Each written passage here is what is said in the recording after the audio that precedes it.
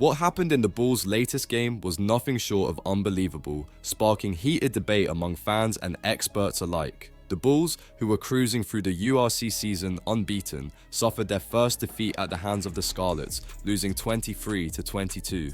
But it wasn't just the close scoreline that caused an uproar, it was Johan Grobbelaar's controversial red card in the 66th minute. Grobbelaar, a Springbok who made his debut this past July, was sent off after colliding with Scarlets hooker Marnus van der Merwe. The incident, which followed a stolen lineout by the Scarlets, saw van der Merwe evade one tackle before crashing into Grobbelaar. Referee Federico Vedovelli, after consulting with his assistants and the TMO, issued a red card to the Bulls hooker, a decision that has been blasted across social media as overly harsh. This marks the Bulls' second red card in as many games, with David Creel's controversial red against the Ospreys last week having already been overturned by a judicial panel. As a result, fans are left wondering, what's really going on with these calls? Commentators during the broadcast also expressed their disbelief.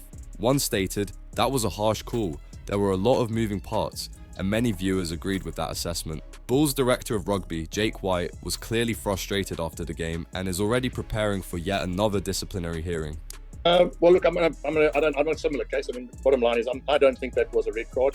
I think there were circumstances which I'm obviously not going to share with you, but and I said it before, Brendan. I think when there's someone that is malicious and it's off the ball and it's genuinely a red card, then we must never take that away from rugby. I mean, there's no place in rugby for that. But you know, there is things that happen in rugby that aren't necessary. I mean, the red card was put there for that exact reason. It was because it's dirty and because it's malicious and because it's premeditated and because red card wasn't ever put in place for rugby incidents to take place. I mean, that's why I said, if we start with a thing, is it a rugby incident? Yes. Well, then it becomes very different to the outcome. If you start, is it foul play, which is the way that it's done, well, then you're going to get a different outcome. So I said it this week, someone asked me about the red card 20 minutes.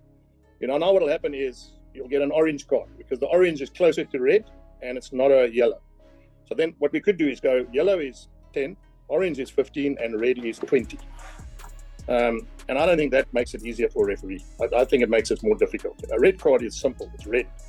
You were out of line, something that looks unnatural. It's something that stands out, and there's no reason for you to keep that guy on the field.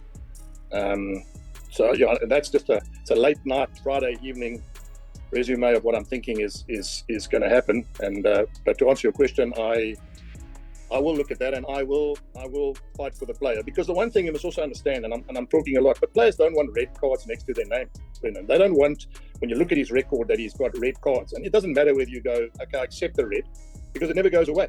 And so if it's not a red, or you genuinely think you need to protect the player, that's also part of what the coaches, the staff, and I suppose the judiciary need to work on, is that we don't just want to accept that it's a red card and then that poor player over his period of time. Because the next thing that happens when he gets a legitimate red card, they're going to say, well, we can't let you off because you've got a history of red cards. So that is why I think players are also very conscious of not just accepting that it's a red card. The Bulls boss made it clear that he would fight for Grobbelaar, but what do you think? Was this just another example of inconsistent refereeing, or was the red card justified?